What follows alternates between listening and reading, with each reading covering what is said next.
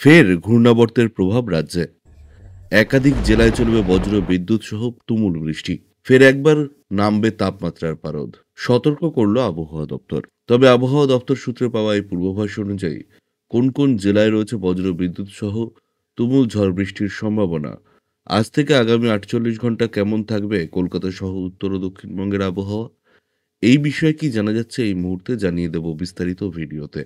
তাই অবশ্যই ভিডিওটি শেষ পর্যন্ত দেখবেন এবং আপনি আপনার জেলার নাম ভিডিওর কমেন্ট বক্সে কমেন্ট করে আমাদের জানিয়ে দেবেন। আপনার জেলার নতুন কোনো খবর বেরিয়ে এলে আমরা আপনাকে জানিয়ে দেব।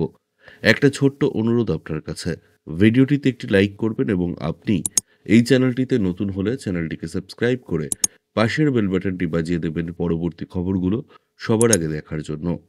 মার্চ মাস শুরু হতে না হতে এই প্রচণ্ড গরমে নাজেহাল অবস্থা রাজ্যবাসীর।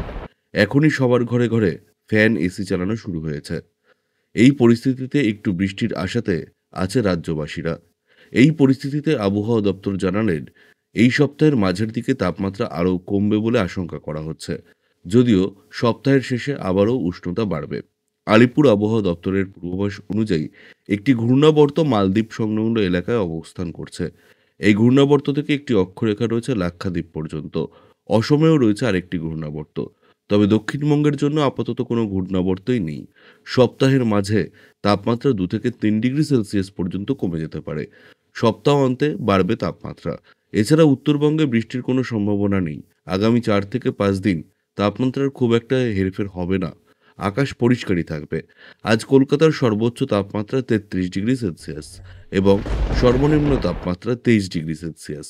এছাড়াও বাতাসে আপেক্ষিক আর্দ্রতার পরিমাণ 35%। মাঝে মেঘলা আকাশ, হালকা বৃষ্টির পরশ পেয়েছিল বাংলা, কিন্তু বিগত কিছুদিনে আবার ভ্যাপসা গরম এবং তাপ বেড়েছে। এই অবস্থায় কালবৈশাখী নিয়ে বড় আপডেট এলো। আলিপুর আবহাওয়া দপ্তর জানিয়েছে, চলতি বছর কালবৈশাখী তাণ্ডব করবে। আগেই জানা গিয়েছিল মার্চের 1 তারিখ থেকে 4 তারিখ পর্যন্ত সময়সীমার মধ্যে পুরুলিয়া, বাঁকুড়া, বীরভূম, ঝাড়গ্রাম, 2 মেদিনীপুর সহ কলকাতা ও 2 বর্ধমান, 2 24 পরগনা অর্থাৎ 2 দক্ষিণবঙ্গে কালবৈশাখী ঝড়সহ বৃষ্টি ও শিলাবৃষ্টি হতে পারে। এছাড়া পশ্চিম অঞ্চলের জেলাগুলিতে ঘন্টায় 50 থেকে 90 কিলোমিটার পর্যন্ত ঝড়ের গতিবেগ উঠতে পারে। সেই পূর্বাভাস অনুযায়ী শেষ কয়েকদিন একাধিক জেলায় বিকেলের পর থেকে আকাশে গর্জন করছে, বৃষ্টিও হয়েছে। চলতি মাসেই তাই বড় কালবৈশাখীর আভাস মিলেছে এখন থেকেই।